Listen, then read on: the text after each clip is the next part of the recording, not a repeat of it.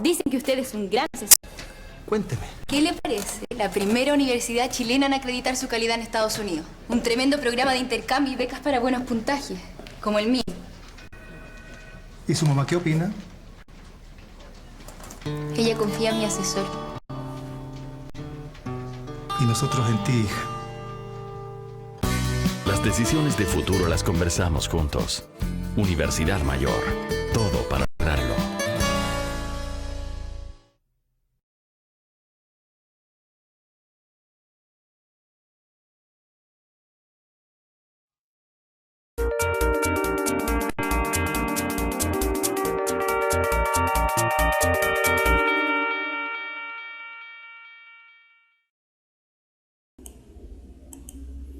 Hola amigas y amigos, bienvenidos y bienvenidas a la clase 12 del intensivo puntajenacional.cl en vivo de lenguaje y comunicación. Me pregunto cómo están hoy para los que vienen integrándose. Les cuento que tuvimos una clase extraordinaria, no extraordinaria de buena, sino que extraordinaria de no común, porque trabajamos a una hora la que no era la hora de siempre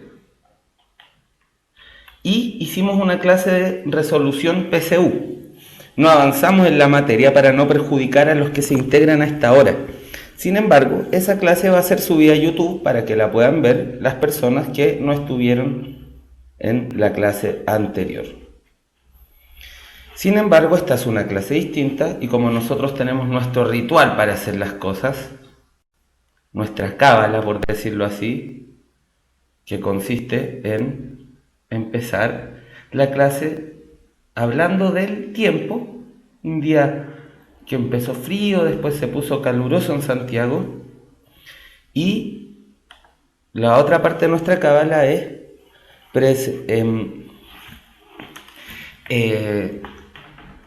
decir desde dónde nos están viendo, porque a nosotros nos pone muy feliz saber que nuestro trabajo llega a todo Chile. Entonces, ¿desde dónde nos ven ahora? De Venus, Viña del Mar, Peñalolén, Conce, La Reina, Temuco, Quellón, de la base espacial 123, Curicó, San Miguel, Irken, el planeta del invasor Sim. A mí me gustaba esa serie, era algo bizarra. Río Bueno, Valparaíso, Ongol, Vitacumbia, Concepción, Lota, miren, de ahí es mi padre, Peñaflor, Temuco, Narnia, Maipú, Payaco, Alhué, Puente Alto. A mí me emociona siempre saber que en todo el territorio nacional nos están siguiendo. Lo encuentro muy estimulante. Es algo que hace que nuestro trabajo sea sumamente grato. Como les contaba, ya tuvimos una clase antes en la que hicimos resolución de ejercicios PSU.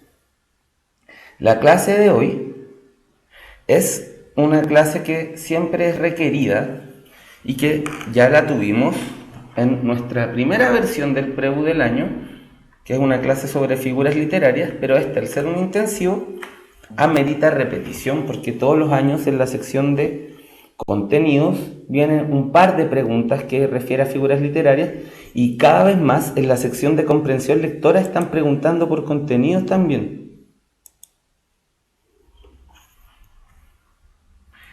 Entonces, esta materia es como súper importante volver a repasarla. Basándonos en eso, es que tenemos nuestra clase de figuras literarias y en la segunda parte de la clase vamos a darnos unos minutos al final para seguir practicando el léxico contextual. Es bueno, ¿cierto?, que lo teórico y lo práctico vayan de la mano.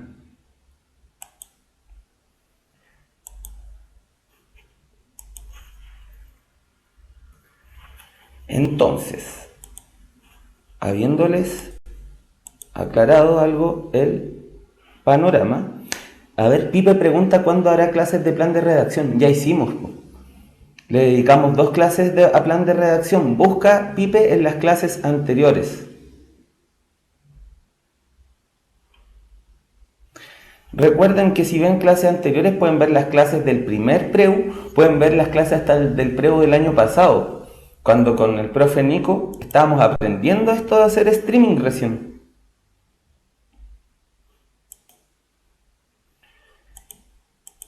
Y son mucho más artesanales, las podrían ver para que se den cuenta de cómo fue evolucionando nuestro trabajo en el streaming. Sería simpático. Entonces, estamos en hora de empezar la clase del día de hoy. Veo que hay 123 personas viéndonos en este momento, un excelente número. Pasamos a... Ahí sí. La idea no era mostrar todo el PowerPoint, solo mostrar el texto de la clase. Ya. La clase de hoy se llama Figuras Literarias, es la clase número 12. Vamos a verlas como una lista. Leamos esta introducción.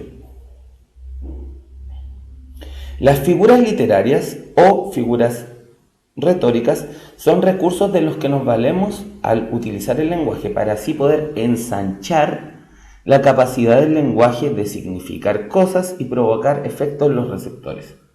Estos recursos pueden ser de sentido, gramaticales o fonológicas, de sonido. Pueden ser de sentido, por ejemplo, una metáfora, que es una figura que se trata de cambiarle el sentido a una palabra para que adquiera el sentido de otra. Puede ser gramatical, como el hipérbaton, que cambia el orden gramatical natural de una frase, o puede ser fonológica, que relativa al sonido, que tiene que ver con la sonoridad, obvio. Por ejemplo, el río ruge y se repite la R para poder dar cuenta de este fenómeno del rugido.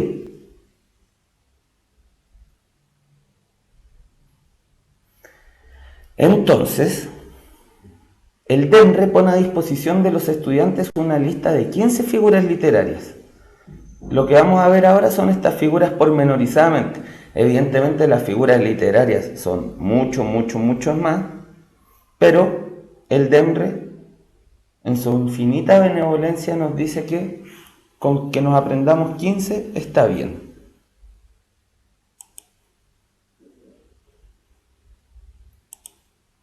Así que vamos adelante en esto.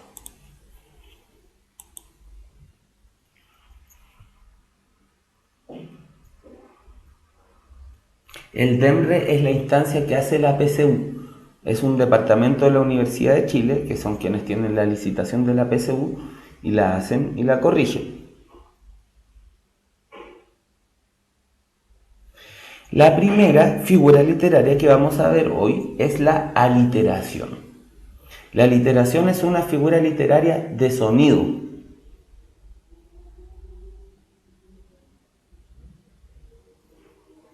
La definición de una aliteración consiste en la reiteración de sonidos idénticos o semejantes a lo largo de uno o varios versos o frases.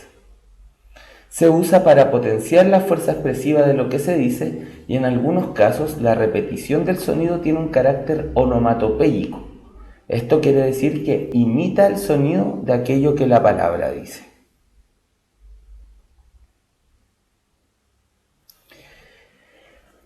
Dicho en chileno, la aliteración es la repetición de un sonido dentro de un verso o de una frase.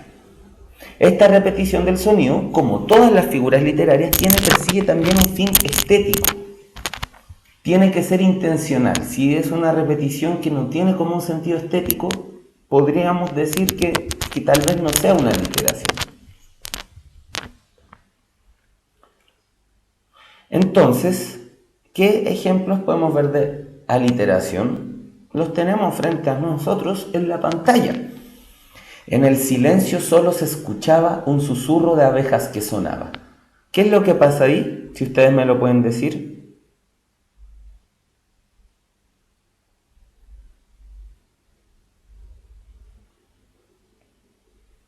¿Cierto? Una repetición de eses, que es una repetición rítmica de eses.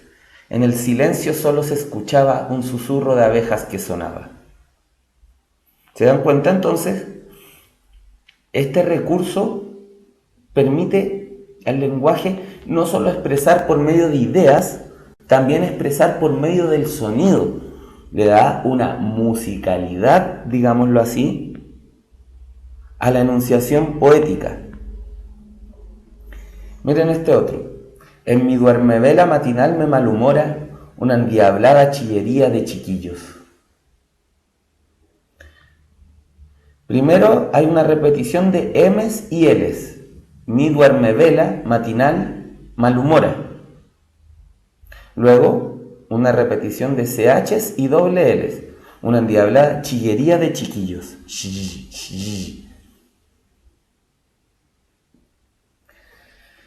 Susurran, cuchichean, murmuran, ya se oyen los claros clarines. Cl, clr, clr. CLRS, CLRS. Claros clarines. Este fenómeno de sonido se llama aliteración entonces.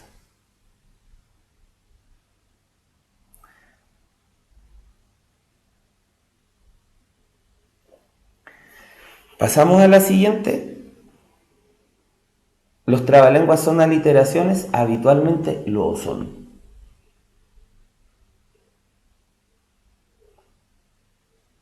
El socio salió de su silla, qué bueno. Ya.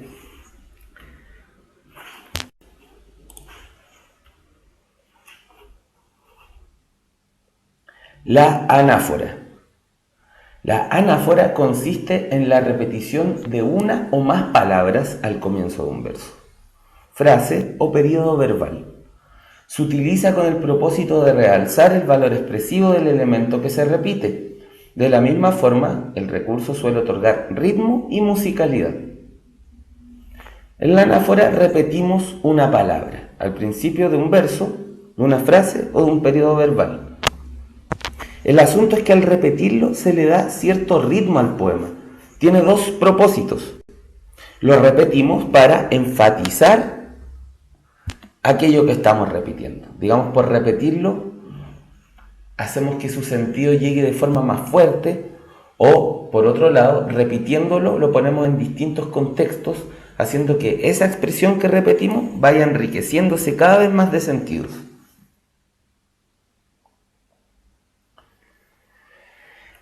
Y el otro propósito con el que se usa es de darle ritmo y musicalidad.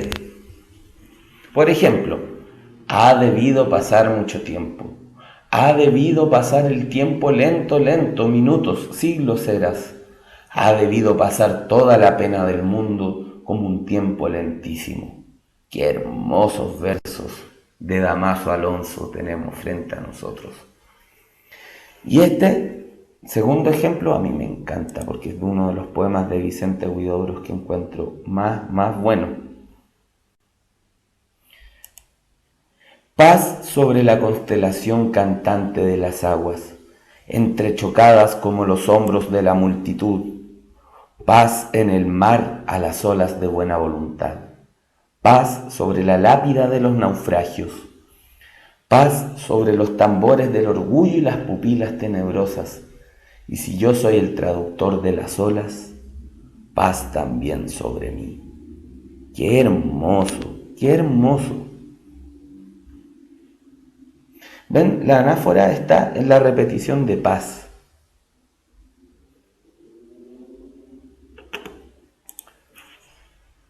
Seguimos.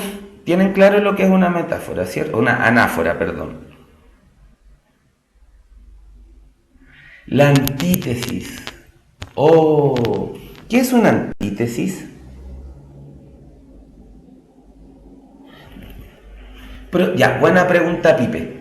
Pipe, con respecto a la anáfora, pregunta si solo se da en versos o se da en prosa. ¿Cierto? Escribir con versos es escribir con las paredes así, y en prosa sin paredes. Ta, ta, ta, ta. Sí, se puede dar en prosa, por eso la definición dice, mira aquí, al comienzo de un verso, frase o periodo verbal.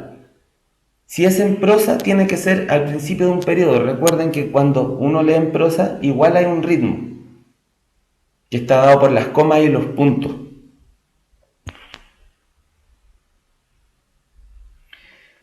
Antítesis. La antítesis es una contraposición de dos frases o palabras de significación opuestas que no llegan a la contradicción.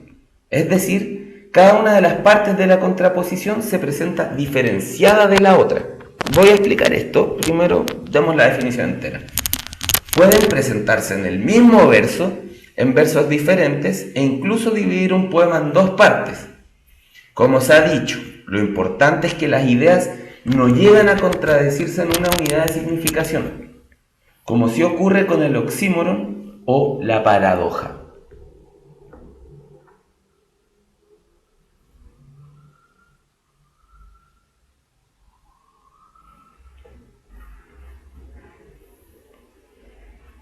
Entonces, tenemos tres figuras literarias distintas, y de estas la que más nos interesa en este momento es la antítesis.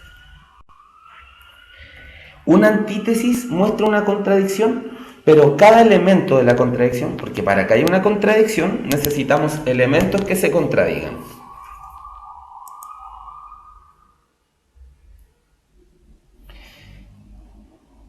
Cada elemento de la contradicción se mantiene separado del otro. Entonces decimos las alturas de los montes y las profundidades del mar. Tenemos la contradicción entre lo alto y lo bajo. La calidez del amor y la frialdad del odio. Amor, odio, cálido y frío. Voy de vacaciones al norte y luego voy a trabajar al sur. ¿Ven? Se mantienen los elementos por separado. El oxímoron, en cambio, es una contradicción dentro de la misma frase, dentro de la misma oración, que presenta algo imposible.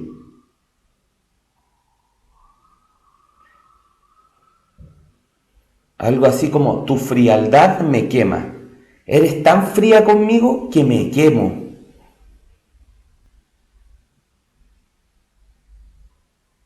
Eso es un oxímoron. Hay una contradicción. Entonces, en la antítesis las ideas se mantienen separadas. En el oxímoron se produce una contradicción y lo que dice es imposible. Tiene un valor poético esa contradicción, pero no es algo que es posible de figurar en la realidad. Y la paradoja es una formulación que, siendo contradictoria, tiene sentido. Por ejemplo, al avaro las riquezas lo hacen más pobre.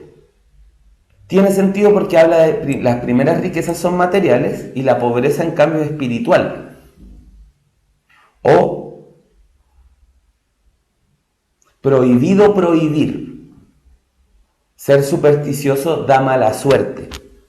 Eso vendría a ser paradojas.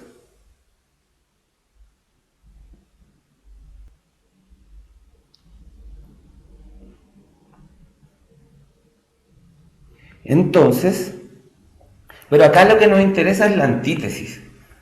Las otras creo que no entran en la PSU. La antítesis sí entra.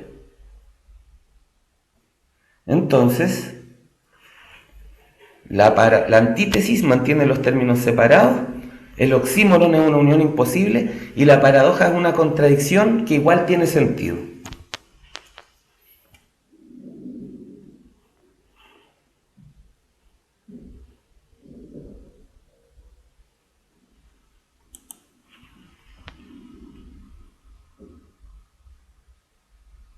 Veamos los ejemplos. Y subido a la cumbre quiere bajar. Antítesis entre lo cumbre y lo bajo. He ahí el mar. De una ola a la otra hay el tiempo de la vida. En sus olas a mis ojos hay la distancia de la muerte. Vida, muerte.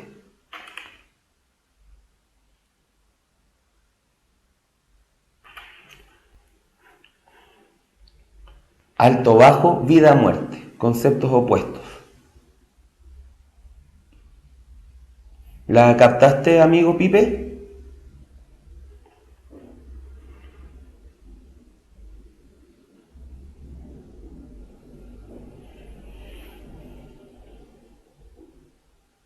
Qué bueno.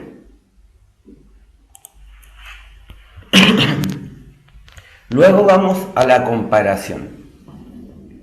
La comparación es una figura retórica que relaciona dos términos entre sí por semejanza o por analogía. La formulación tradicional para hacer una comparación es ocupar como. Sin embargo, también se puede ocupar otras y sigue siendo comparación. Lo mismo que así, tal, igual que. Una comparación funciona igual que una metáfora, solo que en la metáfora suprimimos el cómo. Veamos dos ejemplos. Uno de un poema de Pablo de Roca, que es mi poeta preferido del mundo, junto con Omar Cáceres, para que los lean los que les gusta la poesía. Yo creo que es un coloso, un titán el Pablo de Roca.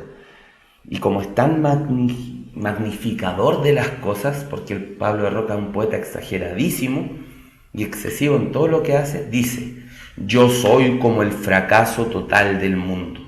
Él es semejante o análogo a que el mundo entero fracase. Miren qué nivel de fracaso y de decepción con uno mismo uno debería sentir para decir eso. Yo soy como el fracaso total del mundo. Luego tenemos esto de Antonio Machado. Como perro olvidado que no tiene huella ni olfato y yerra, por los caminos sin camino, como el niño en la noche de una fiesta se pierde entre el gentío. Primero es como un perro olvidado y luego es como un niño que se pierde en una fiesta.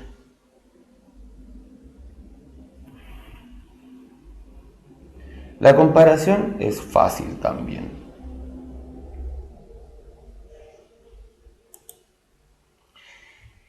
El epíteto. ¿Qué es un epíteto? A ver, el silencio de las mariposas está haciendo una pregunta que puede ser interesante. Profe, ¿y qué pasa cuando dentro de un poema aparece más de una figura literaria? ¿En qué criterios nos basamos para identificar la que predomina? Miren, estas preguntas igual se hacen de forma súper puntual. Cuando hay más de una, suelen subrayar el verso donde se encuentra aquella que nos están pidiendo encontrar. Y si no, es bastante evidente qué es lo que predomina. No se asusten por eso. Es la que más, es que les puedo decir cómo saberlo, pero tal vez suene muy abstracto. Pero es la que predomina, es la que concentra más sentido y explica más sentido a lo largo del poema. Javier nos dice que el epíteto es agregar un adjetivo calificativo cuando en realidad no lo necesita porque ya sabemos sus características. Buena, Javier. Muy bien. El epíteto es un adjetivo que ya está en el sustantivo que estamos adjetivando. ¿Se acuerdan que el sustantivo es una palabra que nombra algo? Por eso también se llama nominativo. Se llama noun en inglés, porque nombra. Las cosas y las personas se nombran con sustantivos. El adjetivo es una palabra que le da características a ese sustantivo. El epíteto es un adjetivo calificativo que ya estaba en el sustantivo y por lo tanto nos está dando información que ya tenemos. ¿Por qué se la da? Para realzar eso. Como dijo la Stephanie, noche oscura. verde brócoli,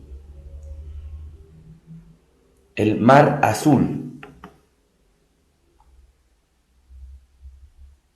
nieve blanca, roja sangre,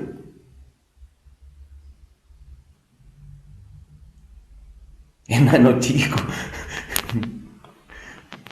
pasto verde.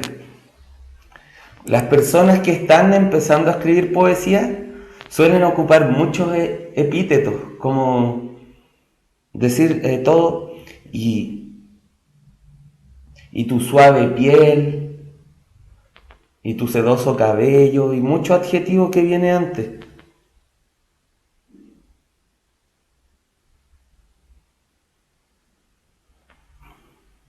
Entonces, a los jóvenes poetas que están aquí yo les recomiendo ocupar el epíteto de manera muy medida. Si en cada verso hay como 3 epítetos, se va a trillar mucho el recurso.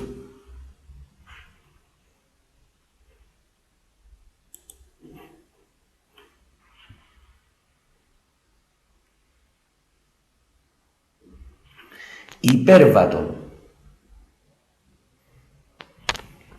El hiperbatón es una figura gramatical, porque su alteración se da a nivel de la frase y del orden de las palabras. El hiperbatón es una figura que consiste en una alteración del orden sintáctico, alterándose también el orden lógico de comunicación de las ideas. Por ejemplo, pidió las llaves a la sobrina del aposento. Volverán las oscuras golondrinas en tu balcón sus nidos a colgar. ¡Qué lindo! Ese poema de Gustavo Adolfo Bécquer era un poema que antiguamente, la gente solía aprendérselo mucho. Digamos, como en la generación de nuestros profesores, casi todos se formaron leyendo a Bécquer.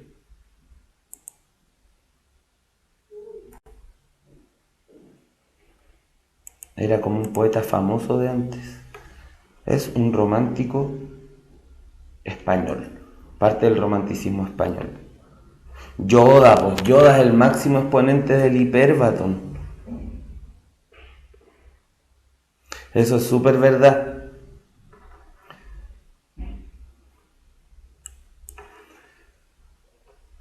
Si triunfar en la PSU quieres, estudiar con puntaje nacional debes. Sí, pues Yoda, ¿cómo no les dije eso?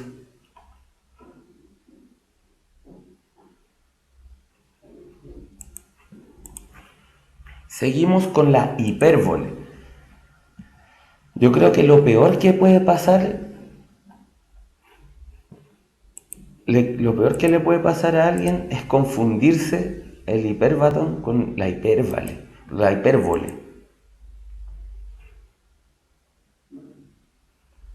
Porque aparte que como hiperbatón es una palabra que es como exagerada, uno podría confundirse por eso, pero no. La hipérbole es una amplificación o disminución exagerada del objeto.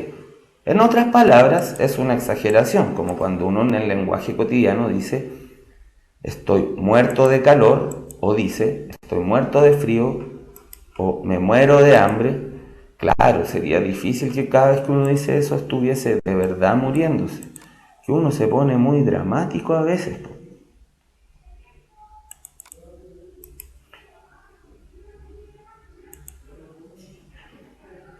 Este es un poema, el de Quevedo que tenemos a continuación, que se lo escribió a su rival en la poesía, que era Góngora. Ambos poetas del siglo XVII tenían una profunda rivalidad, eran los dos poetas más importantes de España, sin duda. Y tenían una rivalidad porque ambos disputaban el título de mejor poeta, estaban enojados permanentemente el uno con el otro, Y el Quevedo le escribió un poema burlándose de él porque era muy narigón, como yo. Entonces le dice: érase un hombre a una nariz pegado, érase una nariz superlativa, érase una nariz sayón y escriba, érase un pez de espada muy barbado. Está exagerando. Luego, la arena se tornó sangriento lago, la llanura con muertos aspereza. Es que había, en la segunda, lo que está describiendo es un lugar donde hubo una batalla. Y la exageración está en que dice como murió tanta gente que la arena se transformó en un lago de sangre. Murió mucha gente. Entonces la exageración sirve para darle dramatismo. Y de eso sabemos harto los chilenos, que somos súper exagerados para hablar.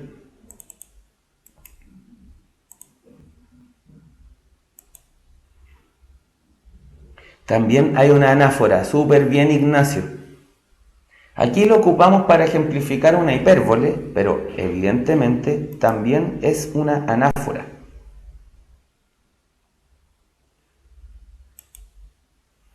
Algo superlativo es algo muy grande y exagerado. Sí, pues los chilenos somos súper buenos para exagerar en el habla. Yo mismo. Hoy día es el día en que tengo más sueño del mundo. Por ejemplo.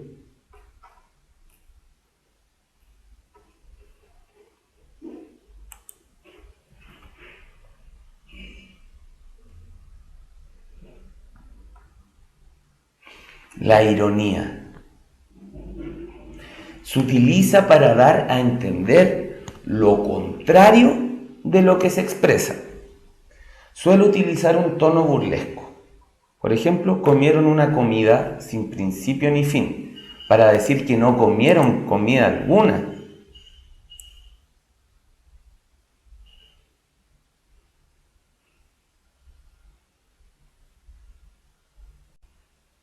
Para decir que no comieron nada.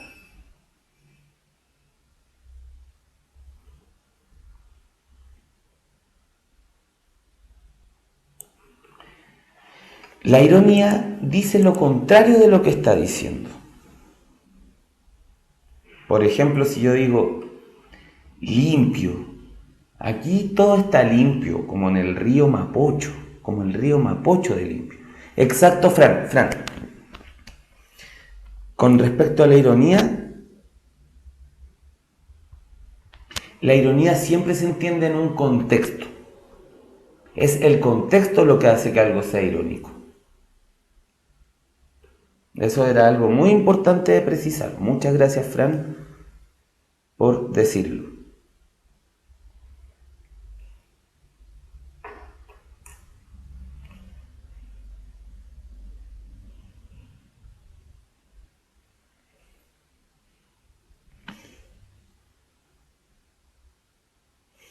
No se parece a la antítesis Francisco Ignacio. Enfatizan dos cosas. La ironía dice lo contrario de lo que está diciendo. Y como bien lo dijo Fran, solo se entiende en un contexto, como Stephanie. Me encanta lo mucho estudian para la PSU. ¿Qué fue? me encanta mucho estudiar para la PSU, algo así. Te estás diciendo, es como, oye Pablo, ¿y cómo estoy? ¿Cómo estáis? Estoy bien, estoy súper bien. El contexto, el tono de voz, la inflexión también hace percibir cuando una ironía es ironía. Claro, qué grande el Chihuahua. Me encanta aprenderme todas las figuras literarias, lo encuentro súper entretenido. O instrucciones para llorar de Cortázar, como dice Ismael Valenzuela. ¿Cuál es la diferencia del sarcasmo con la ironía? El sarcasmo es una ironía, pero es más malintencionada. La ironía no necesariamente es pesada, el sarcasmo es pesado.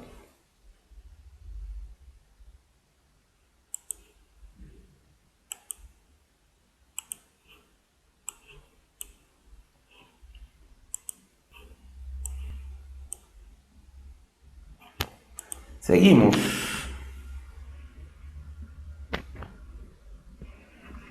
Se me mezclaron los textos, pero bueno.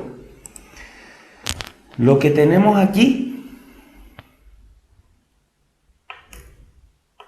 es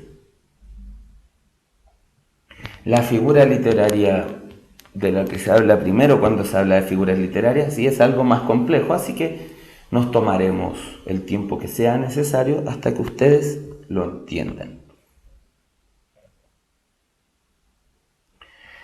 La metáfora es una figura literaria de sentido en la que se le da a una realidad el nombre de otra, un nombre que le es ajeno, en virtud de una relación de semejanza, comparación o analogía. Para simplificar la explicación se puede decir que la metáfora es una comparación, pero sin la partícula como.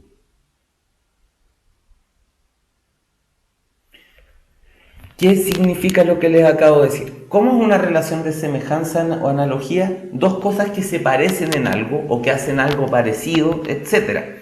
Que funcionan parecido en algún aspecto. Entonces, miren, aquí tenemos un esquema.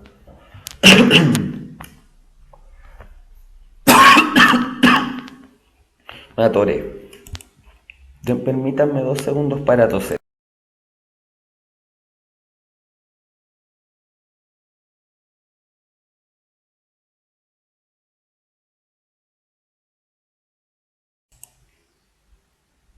Ya. Ojos. Tenemos un concepto con un nombre. Ojos. Y otro concepto que dice lucero. ¿En qué se parecen los ojos y un lucero, Venus?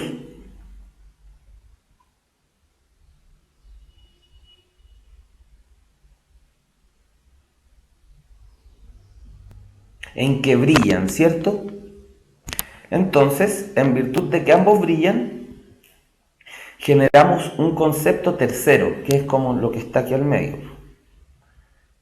Y eso es la metáfora. Entonces decimos, me miras con dos luceros. Por un lado tenemos el concepto de ojo, tenemos el concepto de lucero, y formamos un tercer concepto que es la metáfora, el ojo lucero. Pero solo nombramos este concepto. En la metáfora también podemos nombrar los dos conceptos. Tus ojos son dos luceros. Podemos nombrar solo el concepto que reemplaza, podemos nombrar los dos conceptos. Y claro, la forma más fácil de decir que es una metáfora es decir que es una comparación sin el cómo.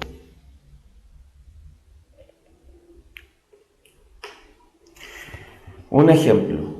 Coged de vuestra alegre primavera el dulce fruto antes que el tiempo airado cubra de nieve la hermosa cumbre. Aquí hay 3 metáforas.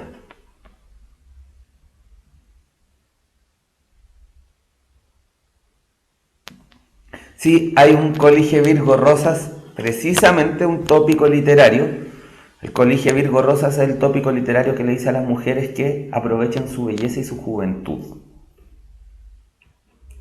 Es un poeta medio jote que se le ocurre decirle a una chica a la que está pretendiendo, pero ya, pues si eres joven, disfruta de tu juventud.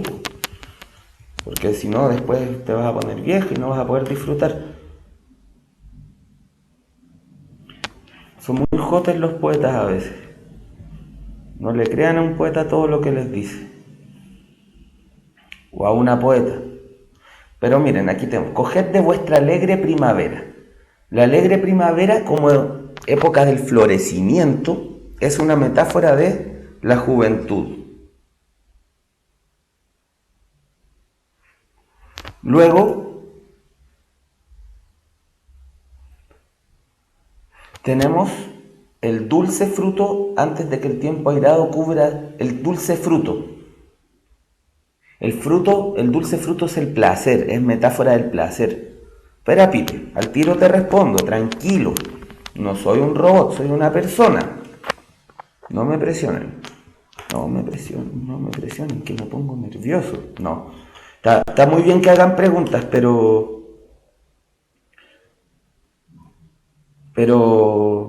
vamos con cada cosa a su tiempo.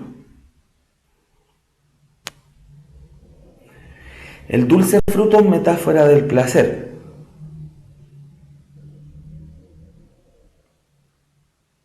Y que cubra de nieve la hermosa cumbre, ¿qué es metáfora de qué?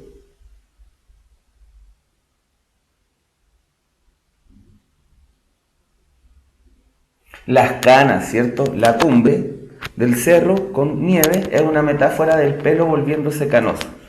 Entonces, ¿qué es lo que le está diciendo aquí el poeta Garcilaso de la Vega? Le está diciendo que obtenga placer en su juventud antes de que se ponga vieja. Sí, que aproveche su juventud antes de hacerse vieja, exacto. Luego, marchitará la rosa el viento helado. Todo lo mudará la edad ligera por no hacer mudanza en su costumbre. Lo mismo, la rosa se va a marchitar, la belleza se va a... Si la rosa, porque es linda, la podemos entender como una metáfora de la belleza,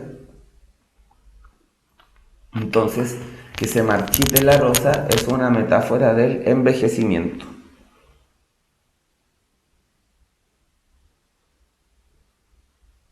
¿Cuál duda te quedó, Cata? ¿Por qué al principio no es personificación? A ver. El tiempo cubriendo de nieve. Es que no veo que se le esté dando atributos humanos a algo que no es humano.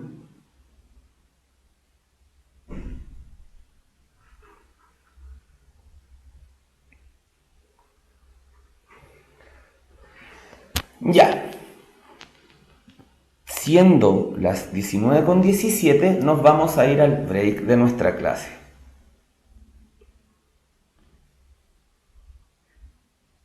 Y este break, como siempre, viene acompañado de la pregunta desafío, que es presentada a ustedes por la Universidad Mayor.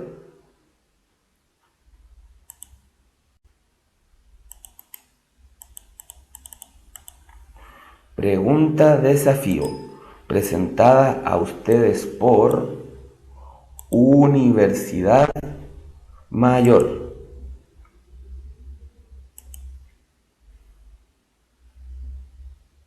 Dejamos esta pregunta de la última PSU. Nos vemos en 10 minutos.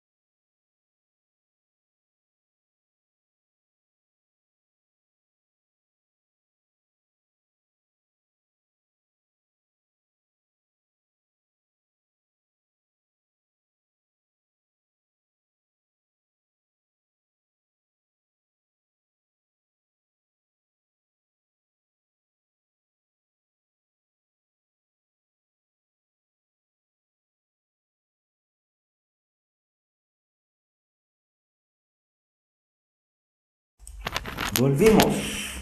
Estamos de vuelta para resolver esta pregunta desafío que es, como siempre, presentada a ustedes por Universidad Mayor. Leamos el texto. Y aunque estáis tan angosta, flaca mía, tan estrecha y tan fría, tan mondada y enjuta y tan delgada, tan roída, exprimida y destilada, estrechamente os amaré con brío, que es amor de raíz el amor mío. ¿Qué es lo que predomina aquí? Claramente, pero claramente es una hipérbole, porque hay una exageración muy grande. Esto de las figuras literarias es algo que atrae mucho y nos hace reflexionar sobre lo que es el lenguaje, ¿no? ¿Has pensado qué sería de nosotros sin lenguaje? La importancia de la comunicación es incuestionable, ya sea en el arte, en la pedagogía o en la tecnología. Toma una decisión de futuro. Entra a la umayor.cl y conoce las carreras que la UMayor tiene para ti. De esta manera, volvemos a nuestra clase y seguimos viendo entonces nuestra lista de figuras literarias. Estábamos en la metáfora.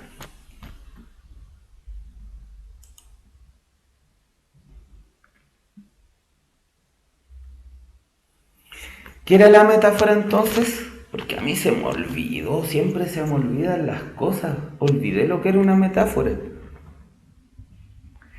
Buena pregunta, Cris Castillo. Si dice, tus ojos son como dos luceros, pasa de ser una metáfora a ser una comparación.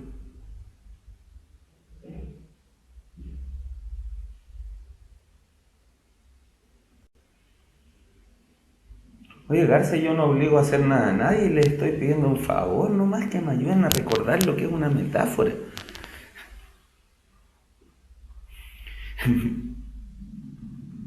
Lo dice la pantallita, ¿cierto?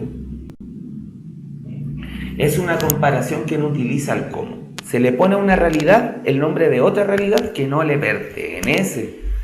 No le corresponde ese nombre. Las cosas se llaman de otra forma, pero la metáfora les cambia el nombre a las cosas. Es una comparación sin el cómo.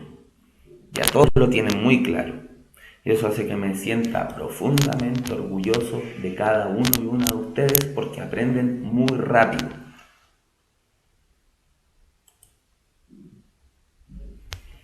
Seguimos. La onomatopeya. Me encantan las onomatopeyas, las encuentro tan simpáticas. Saludos, don Pablo David.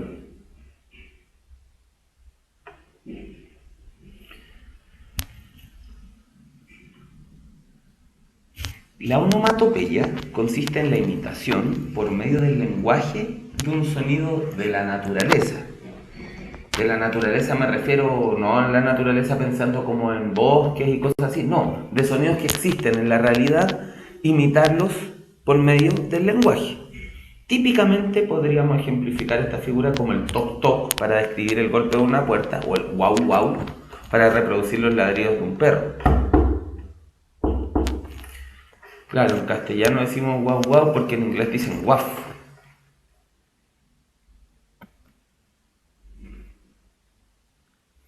Bueno, esto o en los cómics cuando los superhéroes le pegan combo a los malos y suena plop.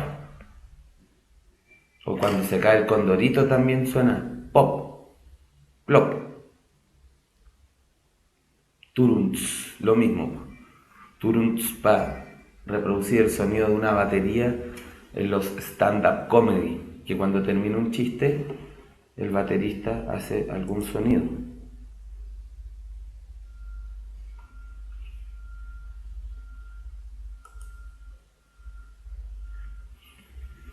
¿Qué ejemplos tenemos aquí? En la tristeza del hogar golpea el tic-tac del reloj. Todos callamos. Que es de Antonio Machado. Tan, tan, tan canta el martillo. El garrote alzado está. nos dice Ramón del Valle Inclán.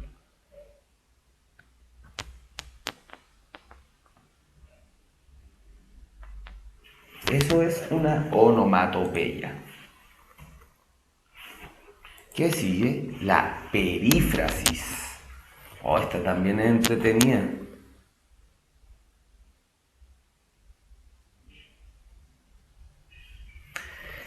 La perífrasis consiste en elidir un término preciso para referirse a algo y en cambio dar un rodeo, nombrarlo por medio de una frase.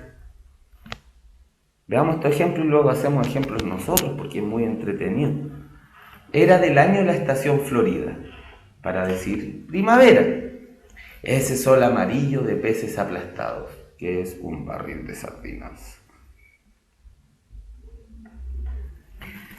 ¿Es como una adivinanza? Podría ser como una adivinanza, pero no necesariamente lo es. Pero es una manera de referirse a algo sin decirlo.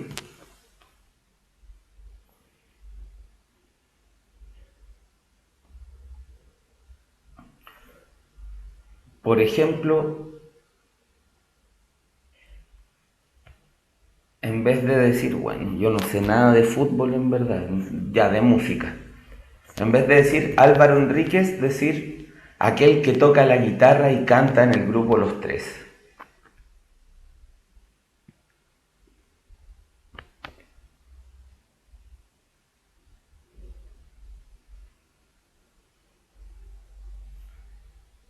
Ese mar de gente.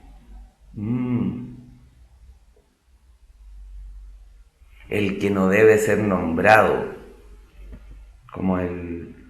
¿Cómo se llama ese personaje del Harry Potter? El Voldemort, eso. El Voldemort, pues sí, pues el que no debe ser nombrado.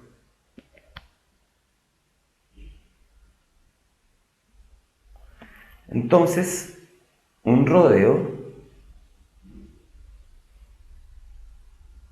es... O sea, una perífrasis es darse un rodeo para decir algo, no decirlo por su nombre. Si es cierto lo que dicen alguien, también se usa para referirse a los o a las ex. La innombrable. Sí, es cierto eso.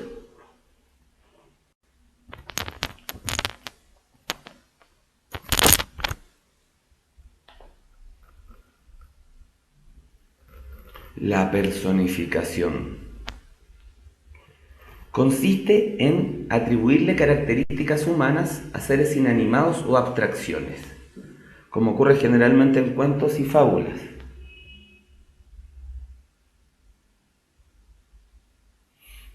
¿Cuál es la diferencia de perífrasis con sinécdoque? Todas las diferencias del mundo. La sinécdoque no se parecen en nada, entonces no sé cómo empezar a explicar las diferencias. Pero espera, que lleguemos a la sinécdoque y yo creo que ahí te vas a dar cuenta por ti misma. Sigo con este poema de Huidobro. Lo ocupé mucho para dar ejemplos, pero es que me gusta mucho. Se llama Monumento al Mar y es un poema muy, muy, muy bello. En este fragmento se le dan atributos humanos al mar.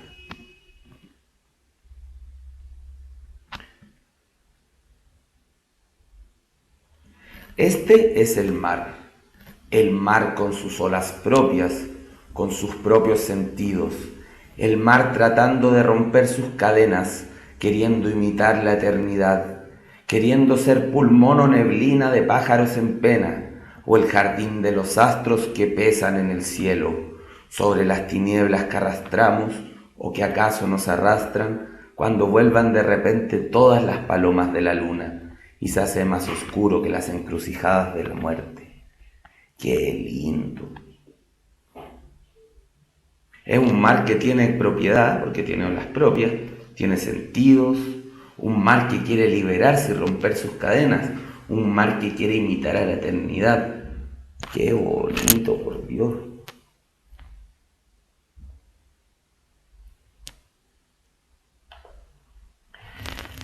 Luego viene el pleonasmo.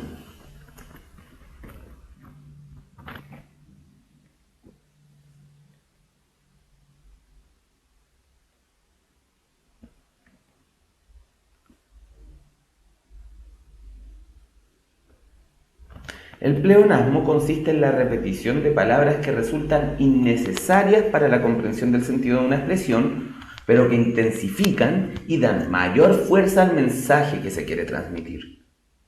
En el ejemplo es redundante decir que temprano madrugó la madrugada, pues madrugar es una cualidad propia de lo temprano, o al revés, en verdad debería decir. Lo temprano es algo propio de la madrugada. Otro ejemplo de pleonasmo muy recurrente es lo vi con mis propios ojos. Temprano levantó la muerte el vuelo, temprano madrugó la madrugada, temprano está rodando por el suelo. En el pleonasmo uno redunda y da información que es innecesaria, como decir salir para afuera, de entrar para adentro, subir para arriba, bajar para abajo.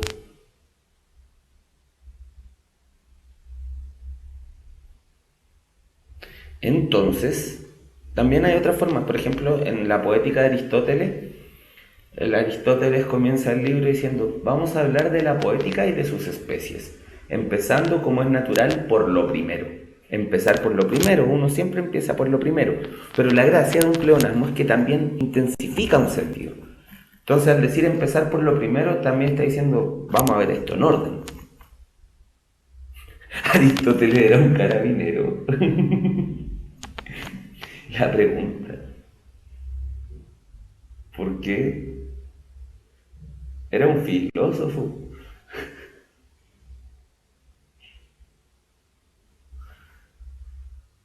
Un filósofo griego que escribió el primer libro sobre la poesía, teorizando sobre la poesía. Y fue el primero en teorizar muchas cosas. La sinécdoque. A ver, nos queda la sinécdoque. Nos queda la sinécdoque y la sinestesia.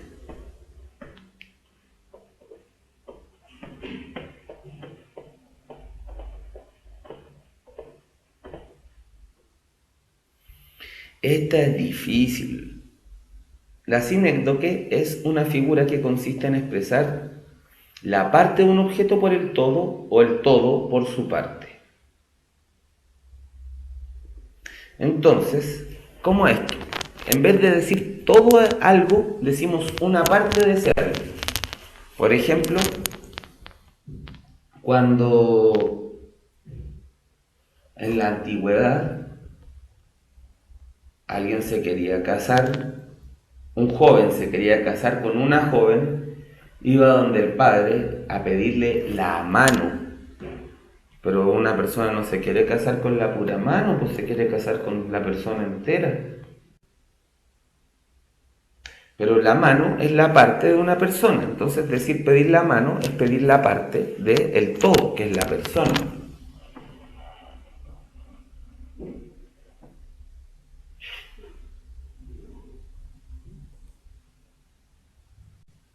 Entonces, por ejemplo, ejemplos de parte por el todo. Quedó sola con 4 bocas que alimentar, hijos. Quedó con 4 hijos, pues no con 4 bocas. La boca es una parte de la persona. Cuando vimos las velas venir en el horizonte, las naves, pues las naves se refiere a los barcos. El heredero al trono, al reino, claro, pues no es que herede la pura silla. Sería chistoso. El heredero al trono, ¿por qué va a ser rey? No, porque le heredaron una silla. No, el trono significa el reino.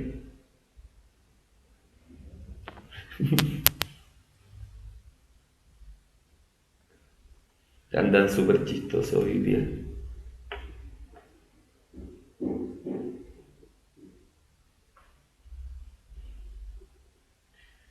El todo por la parte, en cambio, es lo que pasa al revés. La ciudad se amotinó, pero no se amotinó la ciudad entera con los edificios y las calles, no, fueron los habitantes de la ciudad.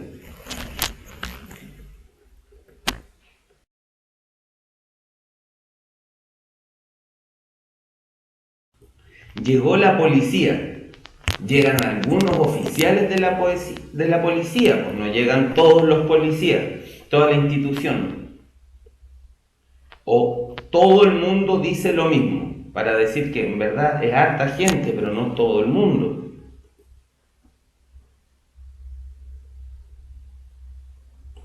¿Por qué habría de serlo?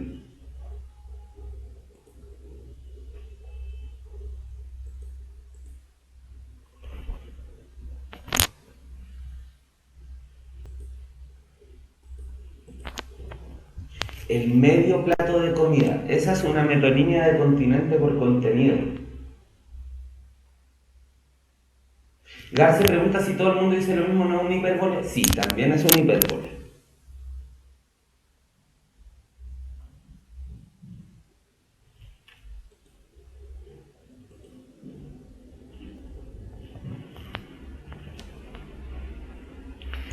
Y finalmente esta figura hermosa que es la sinestesia. La sinestesia consiste en mezclar sensaciones percibidas por órganos sensoriales distintos. ¿Cómo esto?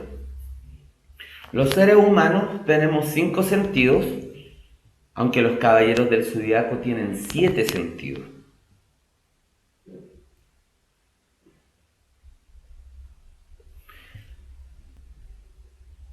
Entonces, con un sentido, que es la vista, vemos, ¿cierto? Obvio.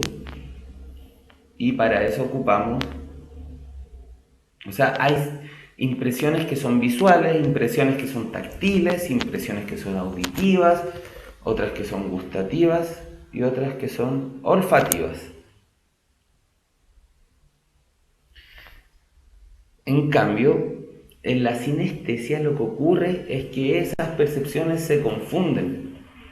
Yo digo, siento un olor luminoso, súper luminoso. Toqué tu piel y sentí que era dulce. Claro, tiene un color amargo, qué buena esa.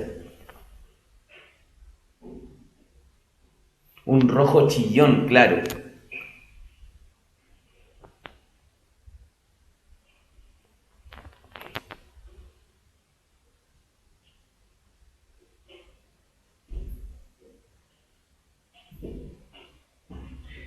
Estos ejemplos, miren, escucho con los ojos a los muertos. Oh, qué tétrico. Y tenía un olor ácido, como a yodo y a limones. Olor ácido, qué bonito igual. A mí me encanta la sinestesia. Tiene un aroma dulce, claro que sí, pofrista.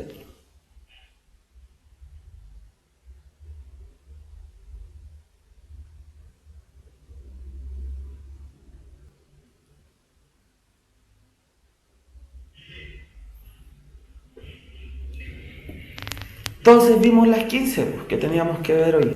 Nos podemos sentir orgullosos y orgullosas del aprendizaje que hemos adquirido el día de hoy.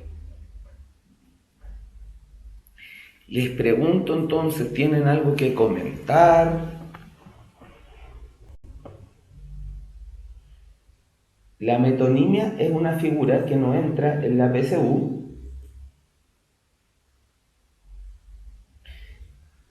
Y que la sinécdoque es una metonimia. La metonimia, miren, la metáfora es una sustitución de un término por otro en virtud de una semejanza, ¿cierto? Pero son dos términos distintos. La metonimia, en cambio, sustituye un término por otro en virtud de relaciones de contigüidad. Contigüidad significa que están juntas. O sea, son cosas que tienen que ver, digamos. La metáfora sustituye un elemento por otro con el que no tiene nada que ver, y la metonimia sustituye un elemento por otro con el que tiene algo que ver. Por ejemplo, decir, me comí un plato de comida. Eso es una metonimia de contenido por continente. Al decir uno un plato, se está refiriendo a lo que contiene ese plato, que es un pollo asado con papas fritas. No al plato, porque yo creo que mi tracto digestivo puede dañarse Primero, puedo dañar mi boca comiéndome un plato, se va a quebrar y algún daño me voy a hacer, pero imagínense el esófago y el estómago, no, pues me puede hacer mucho daño. No me como el plato, pues me como el contenido del plato.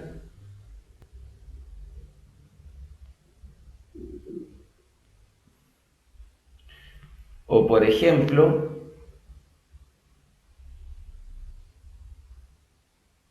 otro tipo de metonimia es el lugar con algo que haya en ese lugar. Por ejemplo, decirle un Borgoña al Borgoña.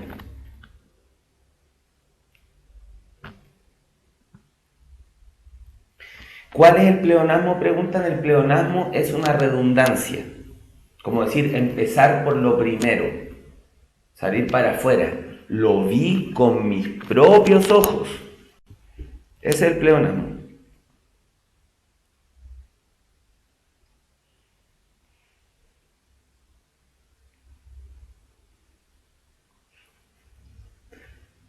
Nico dijo que un amigo de él come madera. Me dio mucha risa eso. Mucha risa. El epíteto es un adjetivo calificativo que expresa una cualidad que ya está en las cosas. Nos quedan 10 minutos de clase y en estos 10 minutos vamos a hacer ejercicios de vocabulario contextual. Les voy a mandar por el chat el link a un ensayo.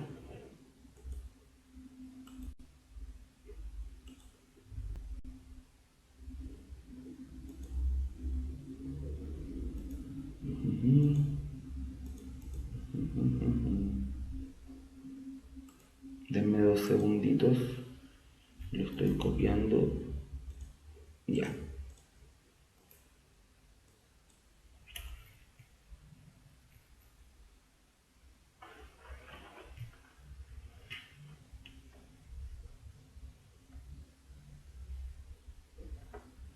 Ese es el ensayo.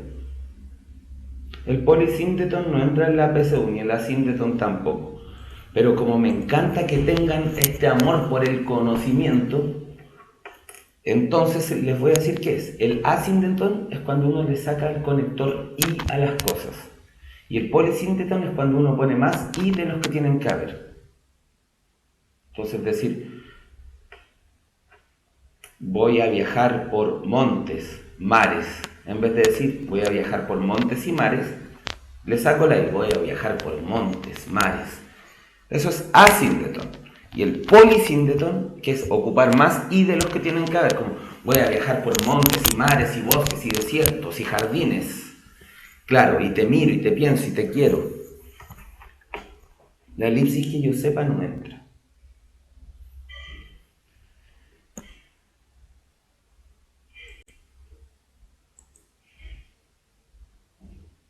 Entonces,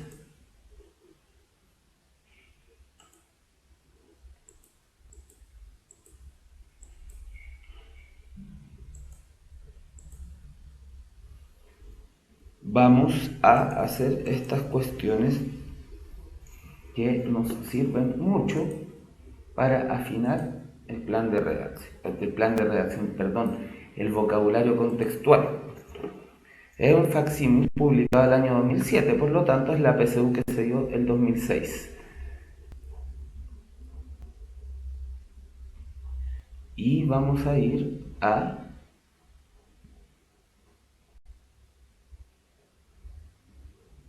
la página, lo acabo de ubicar aquí, 12.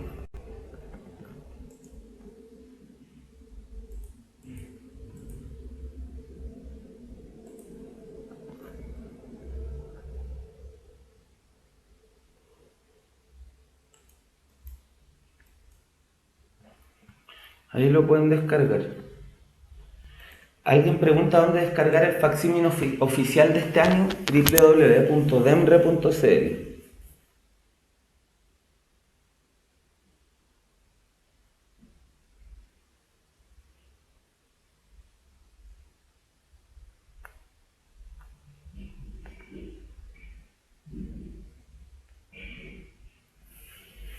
Pregunta 39, ya. Tenemos un texto.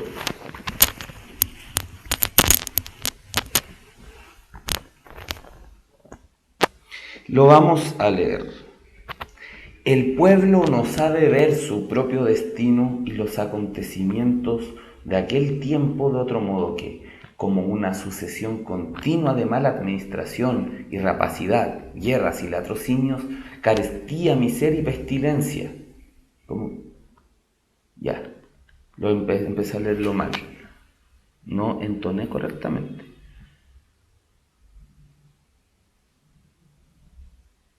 El pueblo no sabe ver su propio destino y los acontecimientos de aquel tiempo de otro modo que como una sucesión continua de mala administración y rapacidad, guerras y latrocinios, carestía, miseria y pestilencia. Las formas crónicas que solía tomar la guerra, la continua agitación de las ciudades y el campo por toda clase de gente peligrosa, la eterna amenaza de un procedimiento judicial duro y poco digno de confianza, y, además de todo esto, la opresión del temor a las penas del infierno, del terror a los diablos y a las brujas, daban pábulo a un sentimiento de inseguridad general, que era muy adecuado para teñir de negro el fondo de la vida, no tan solo del pueblo, también el de la nobleza y el de las magistraturas.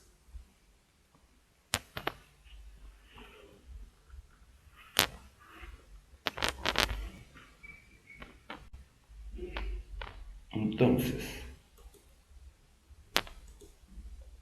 sucesión, gama, forma, relación, derivación, serie. ¿Se acuerdan que lo primero que hay que pensar es en el contexto y dar cuenta de la connotación y la denotación de la palabra? Entonces,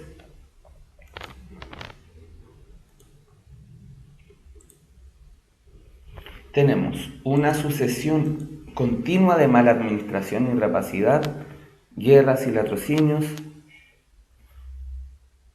Una sucesión, algo que ocurre uno tras otro. Una gama, que es un conjunto de cosas de la cual se puede elegir. No, aquí cierto son cosas que pasan una tras otra. Una forma es la disposición que toma algo, no. Una relación es la manera en la que interactúan dos elementos, no. Una derivación es como algo sale de otra cosa. En cambio, una sucesión no es como que algo derive, sino que es cosas que se siguen. Por lo tanto, la única respuesta que en este sentido nos resulta adecuada es serie.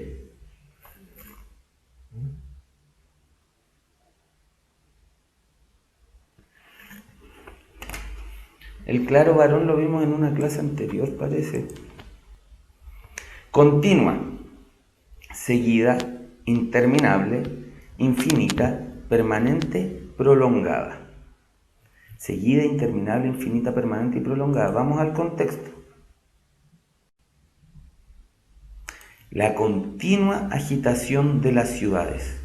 O sea que las ciudades siempre estaban agitadas. ¿Cierto? Algo que está siempre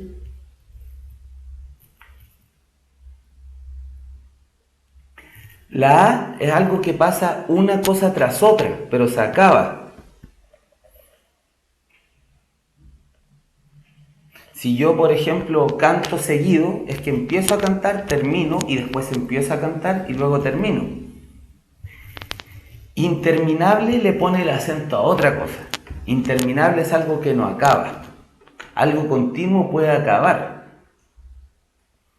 Infinito lo mismo, pues ya una exageración de interminable, ya dijimos que interminable no es.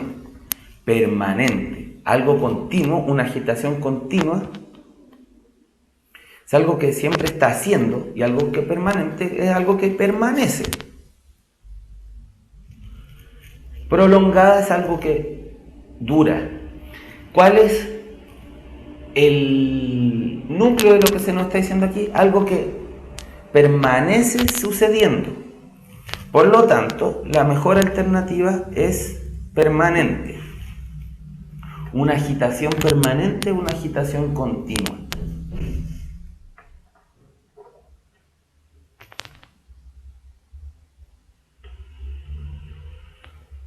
Y luego tenemos adecuado, que es un sentimiento de inseguridad general que era muy adecuado para teñir de negro el fondo de la vida. No es nada, es subjetiva, Francisco, muy fácil y precisa. Hay que reflexionar bien sobre la palabra nomás.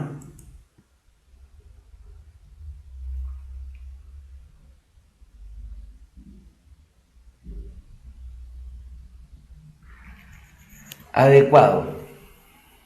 Un telón de fondo adecuado. Necesario no es. Lo necesario es algo sin lo cual no puede existir, no. Oportuno es que llega en buen momento. No, no es eso. Bueno, no, bueno es un juicio de valor. Estamos entre apto y propicio. Entre apto y propicio, que tenemos que elegir de acuerdo al contexto.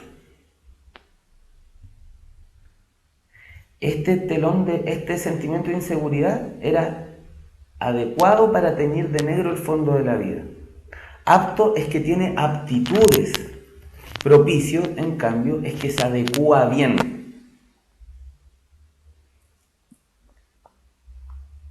Por lo mismo, vamos a decir que la alternativa correcta es B. Propicio. Adecuado es muy buen sinónimo de propicio. Es muy adecuado. Y adecuado es el consejo también que les voy a dar ahora.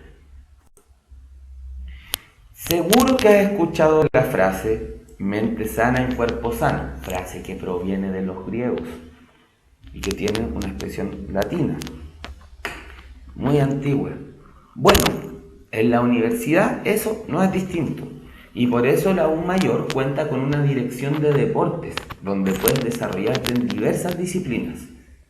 Si quieres informarte más sobre esto, entra en admisionmayor.cl. Y así, amigas y amigos, es como nos toca despedirnos el día de hoy. Vamos a seguir reforzando el tema del vocabulario contextual. Podemos seguir reforzando el tema de las figuras literarias, pero ahora es hora de marchar, porque hay muchas cosas que seguir haciendo en la vida para ustedes y para mí. Así que no me queda más que despedirme, desearles que tengan un buen jueves, un buen viernes, un buen sábado y un buen domingo, y nos volvemos a ver el lunes. Les mando muchos saludos, que estén muy bien. Cuídense, que estén muy bien.